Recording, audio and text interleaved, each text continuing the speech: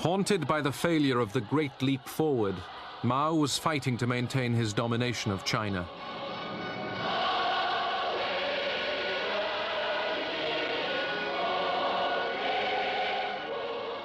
In 1966, he launched the Great Cultural Revolution.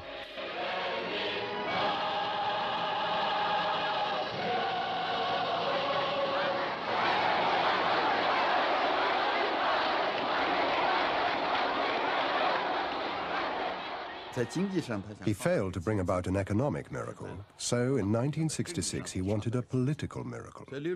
He not only wanted to get rid of his enemies, he wanted to do something that Stalin had been unable to do: destroy government bureaucracy.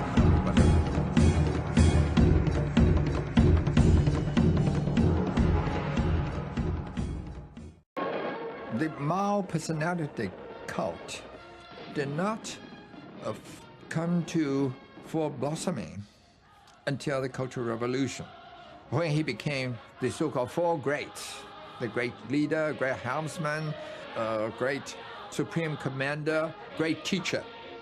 He has replaced Stalin, and Beijing has become the center of world revolution. On October 1st, 1966, National Day, the rallies with Mao reached their most extravagant level.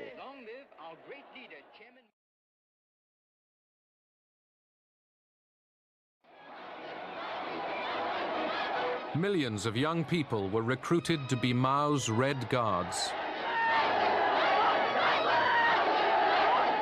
Their idealism was exploited to create mayhem and to destroy every vestige of the past.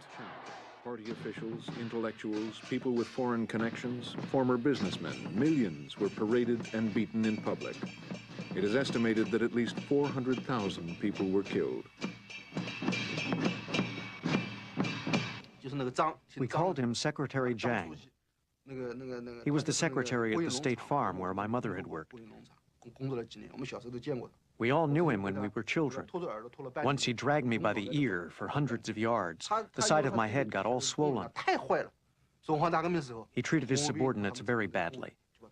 When the Cultural Revolution came, the Red Guards and workers dragged him out to struggle with. He was not treated nicely because he'd been so mean to people. He was forced to kneel on the ground, on sand, broken stones, and glass for more than 2 hours. He knelt with a heavy board hanging from his neck. It had his name written on it, with red crosses through it. That's how someone who was going to be shot was treated. The board was hanging on a very thin wire, so after 2 hours, blood oozed out on the wire and dripped down. He was over 50, or close to 60, and he was struggled against many, many times because people really hated him.